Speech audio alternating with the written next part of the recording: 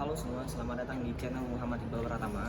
Di video kali ini, kita akan mereview salah satu medium SUV pesaing dari Honda CR-V, dan inilah Mazda CX-5.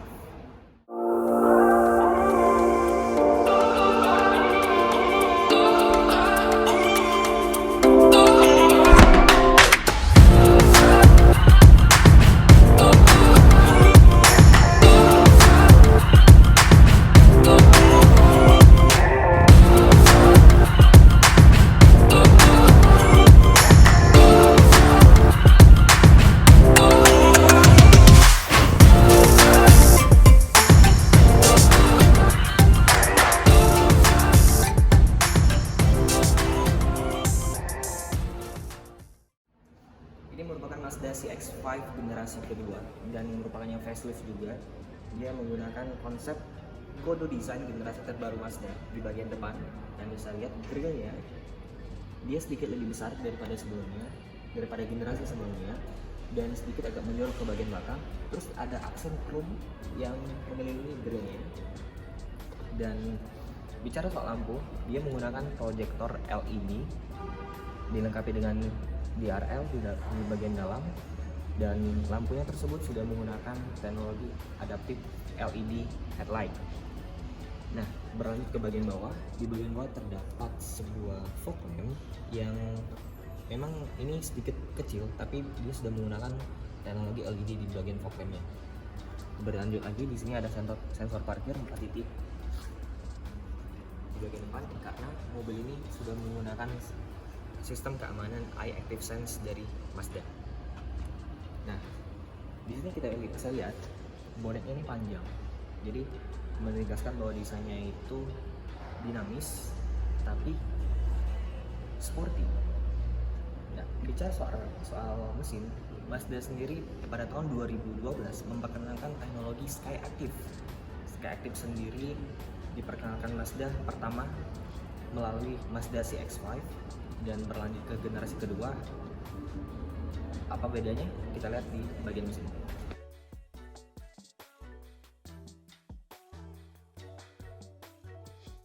Posisikan dirinya sebagai brand premium.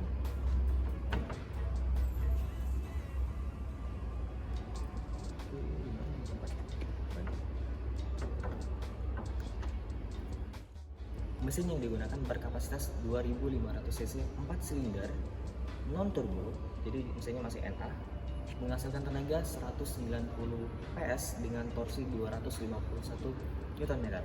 Disalurkan ke transmisi 6 percepatan otomatis torque converter ke dua roda depan.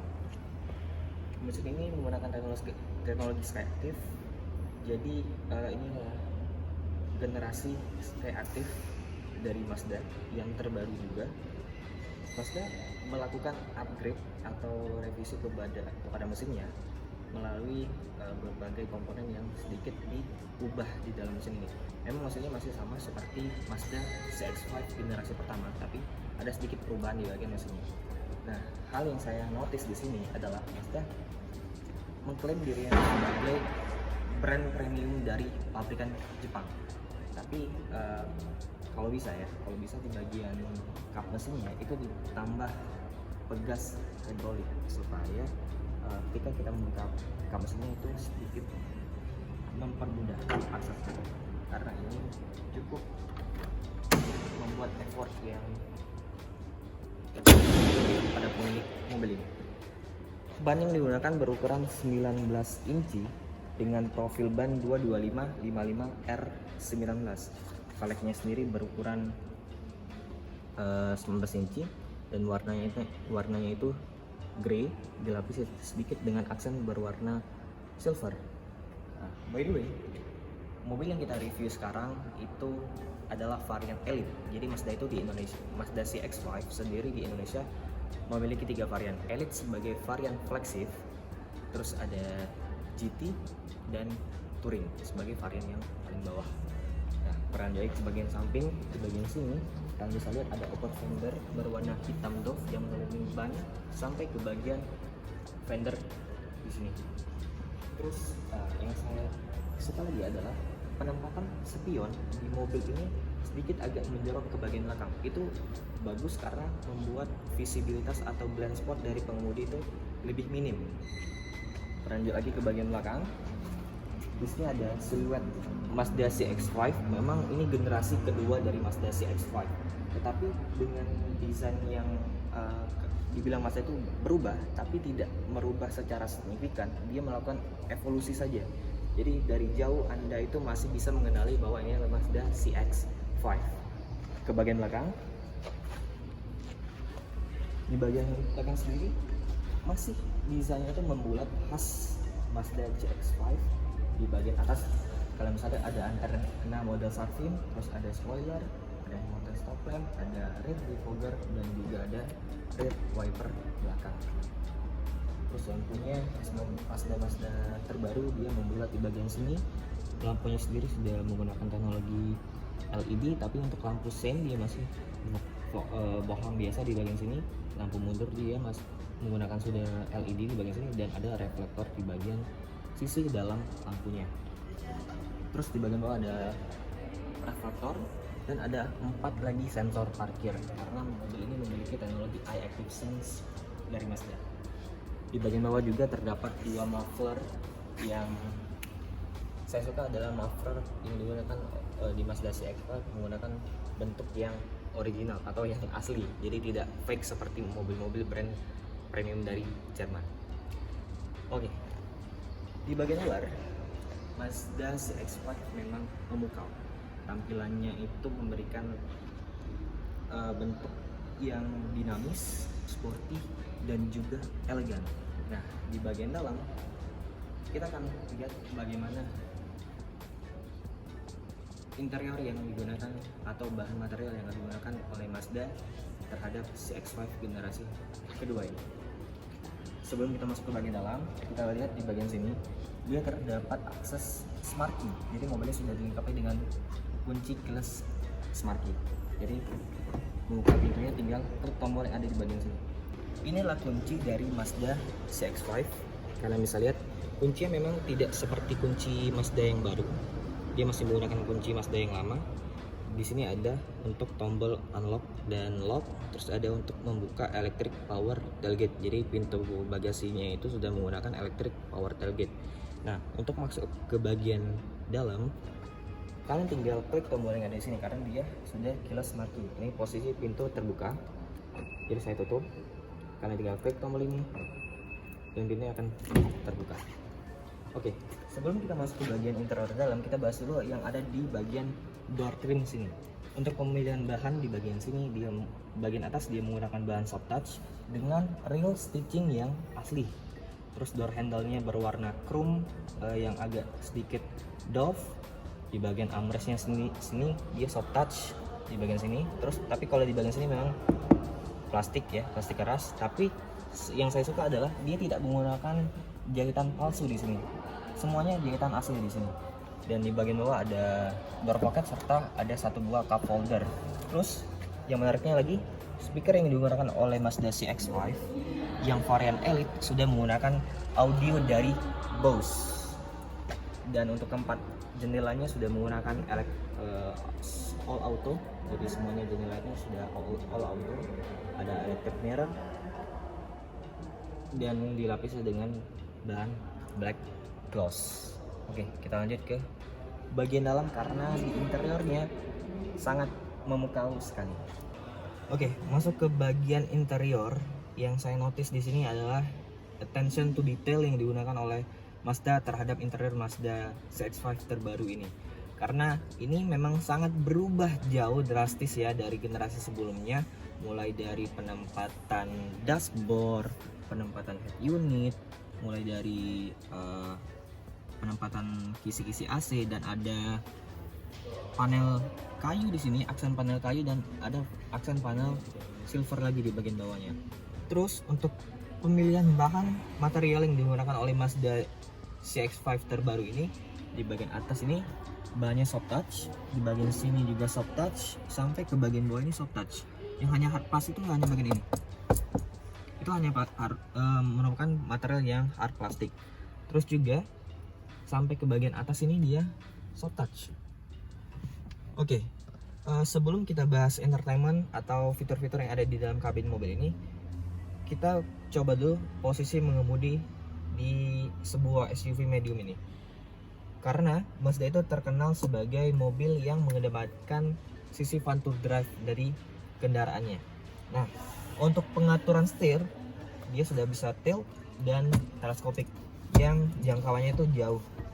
Oke. Untuk pengaturan jok juga sudah menggunakan elektrik, maju mundur, reclining, naik dan turun sudah menggunakan elektrik. Terus di setir dia sudah dilapis dengan bahan yang kulit, terus ada real stitching juga di bagian setirnya. Dan di bagian setir ini, di bagian sisi kiri ini ada audio steering switch, dan sebelah kanan ada cruise control. Nah, bicara soal cruise control, memang Mazda sekarang yang generasi terbaru sekarang dia sudah menggunakan adaptive cruise control. Tapi untuk Mazda CX-5 dan CX-9 atau CX-8 juga itu belum menggunakan adaptive cruise control. Tapi untuk fitur-fitur seperti lampunya sudah menggunakan auto, dan juga wipernya sudah menggunakan auto. Dan yang saya kurang suka di sini lagi adalah kenapa mobil ini sudah desainnya sporty, menggunakan transmisi 6 percepatan torque converter yang menggunakan teknologi Skyactiv, belum dilengkapi dengan pedal shift. Ya, itu saja sih keluhan saya di bagian setir ini. Nah, terus kita lihat untuk instrumen cluster yang digunakan pada Mazda CX-5 ini. Nah, karena dia kunci sudah keyless marquee, jadi kalian tinggal klik tombol yang ada di bagian sini untuk menghidupkan MID-nya. Oke, ini ada animasi dari Mazda-nya. Nah, di bagian tengah dia full TFT MID. Jadi semuanya itu secara full digital. Di bagian kanan sini ada untuk indikator bensin dan juga temperatur mesin. Di bagian kirinya ada RPM yang masih menggunakan analog. Tapi secara overall desainnya ini sangat menarik karena dia menampilkan fitur yang bagus secara digital, tapi masih mengedepankan sisi dari desain yang menggunakan sistem kayak analog ya, seperti di jarum kanan kirinya analog. Terus untuk mengatur MID-nya sendiri, kalian bisa lakukan dari bagian setir sini. Jadi kalian bisa lihat info di sini, ada untuk pengingat servis, terus ada sistem keamanan dari mobilnya, range, trip A, trip B. Ini untuk ini kayak untuk cruise controlnya. Ini untuk servis, kembali lagi ke range. Nah, di bagian tengah sini ada sebuah layar yang Mazda sebut sebagai MZD Connect. Layar yang ada di tengah ini bisa kalian kontrol melalui bentuk tombol yang ada di bagian sini. Dia seperti iDrive di BMW. Jadi sistemnya itu seperti rotary. Ini ada kamera 360. Oke. Fitur-fiturnya kembaliin. Nah, dia memang masih touchscreen ya, karena yang generasi terbaru dia sudah tidak menggunakan touchscreen lagi. Semuanya dikontrol lewat tombol atau rotary putar yang ada di bagian bawah. Kita bisa lihat di sini ada pengaturan kendaraan, setelan. Di sini ada untuk mengatur head up display. Jadi mobilnya sudah menggunakan head up display. Yang bagusnya adalah dia tidak lagi menggunakan kaca sebagai pemantul. Jadi dia hanya memantulkan head up displaynya langsung ke bagian kaca. Terus di sini ada pengaturan layar, pengaturan keamanan, ada smart city braking support, karena di bagian atas tadi, di bagian sini ya, dia sudah lengkapi dengan sensor radar yang memantau ke bagian depan. Terus ada blind spot monitoring, driver attention alert. Jadi mobil ini bisa mengingatkan kalian kalau kalian tuh berkendara lama. Jadi dia bisa mengingatkan kalian bahwa kalian udah capek, disuruh istirahat, seperti itu. Ada indikasi sensor parkir dan ada 300 view monitor kamera. Jadi mobil ini sudah lengkap dengan kamera 360. Terus ada pengaturan suara, karena mobil ini sudah menggunakan sistem audio dari Bose. Terus ada pengaturan jam, pengaturan kendaraan lagi, seperti mengatur hal-hal yang ada di bagian mobilnya. Ada koneksi ada Bluetooth dan lain-lainnya. Terus yang menarik lagi adalah dia sudah memiliki Apple CarPlay dan Android Auto. Yes, kalian bisa menggunakan itu sebagai fitur konektivitas terkini. Ini ada fitur Apple CarPlay. Jadi mobilnya sudah bisa Apple CarPlay. Kalian bisa buka Google Maps, peta, dan aplikasi-aplikasi lain di handphone kalian bisa terkonek di sini. Mantap. Ini ya Google Maps. Trafficnya itu bisa sangat update kalau kita pakai Google Maps atau Waze.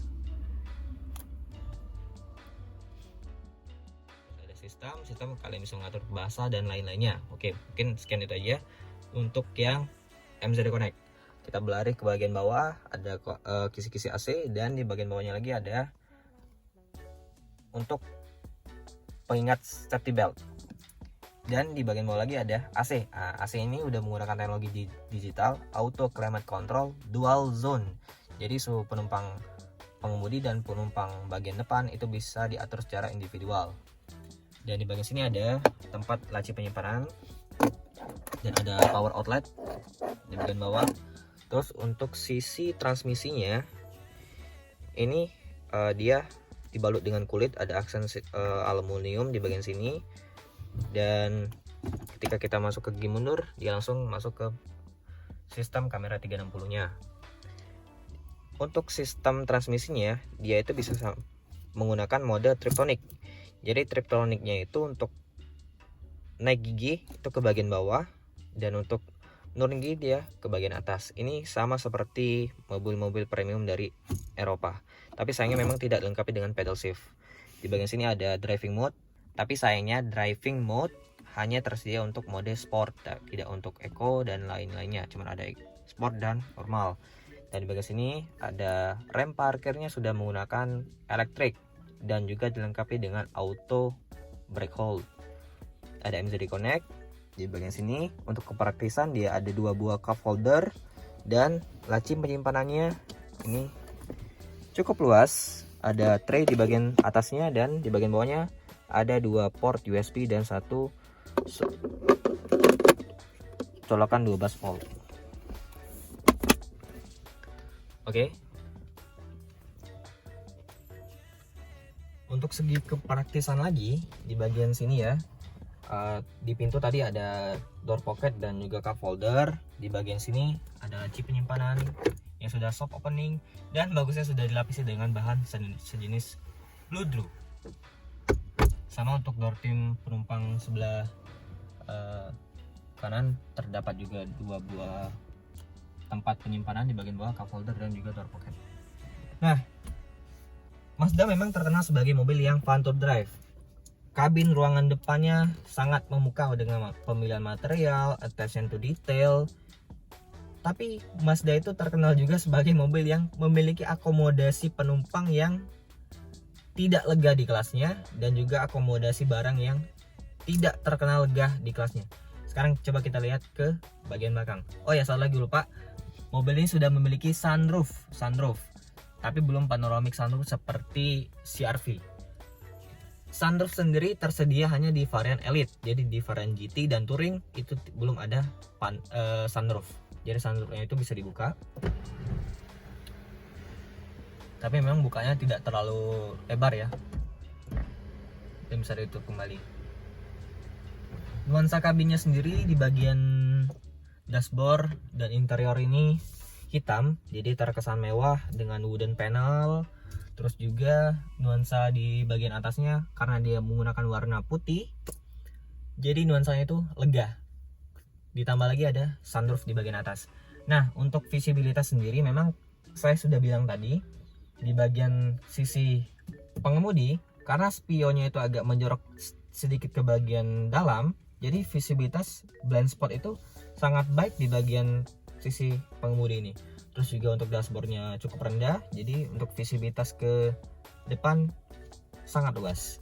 Sekarang coba kita lihat akomodasi di bagian belakang.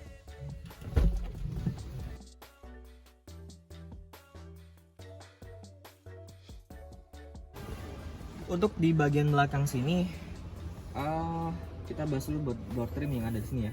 Untuk door trim di bagian atasnya ini soft touch, sampai ke sini dia ada kulit soft touch dan ada aksen piano black di bagian sisi untuk power window-nya. Oke. Nah, saya tingginya 170 cm. Untuk legroom ini masih cukup lega, tapi bukan yang terlega di kelasnya. Dan untuk headroom juga masih lumayan lega. Nah, di sini juga ada akomodasi armrest. Armrestnya ada 2 buah cup holder. Dan di sini ada laci penyimpanan dan terdapat 2 buah USB port untuk kalian mengecas gadget. Dan sini juga dilapisi dengan bahan sejenis bludru. Attention to detail yang bagus. Terus untuk headrest dia adjustable 3 titik ya, sampai ke penumpang bagian tengah juga adjustable, dan seat beltnya dia terintegrasi dengan jok. Oke. Nah, di sini dia itu bisa direbahkan 1 step. Jadi step ini yang pertama dan step yang kedua seperti ini. Memang untuk sandaran memang tidak terlalu rebah, tidak terlalu rileks, tapi cukup untuk mengakomodir penumpang dengan nyaman di bagian belakang ini. Nah, tetapi di bagian tengah memang ada tunneling yang tinggi karena mobil ini di luar negeri memang ada versi yang 4-wheel drive. Serta di bagian sini ada kisi-kisi AC. Memang kisi-kisi AC-nya memang kita tidak bisa mengatur fan-nya, hanya secara menyambung ke bagian depan, hanya bisa dibuka dan ditutup. Coba kita lihat duduk di bagian tengah. Nah, untuk melangkah bagian tengah memang agak sedikit susah ya, karena ada tunneling tinggi. Di bagian tengah sini duduknya kaki harus ke kanan dan kiri. Untuk legroom masih lumayan lega, dan juga untuk headroom masih memadai. Tetapi untuk sandarannya memang keras karena ada armrest di bagian sini. Nah, by the way, tadi sudah saya cek posisi mengemudi saya tinggi 170 cm dan ruang kaki masih lumayan lega untuk saya tinggi orang yang seperti saya. Di sini juga ada door pocket 2 buah untuk menyimpan barang-barang, dan ada lampu di bagian sini. Nah, tapi sayangnya mobil ini sudah nuansanya modern, nuansanya lega, stylish, tapi memang lampunya ini masih menggunakan halogen. Serta untuk akomodasi barang, Mazda juga tidak terkenal sebagai mobil yang terlega di kelasnya. Maksudnya bukan tidak lega, dia tidak terlega di kelasnya. Coba kita lihat ke bagian bagasi di belakang.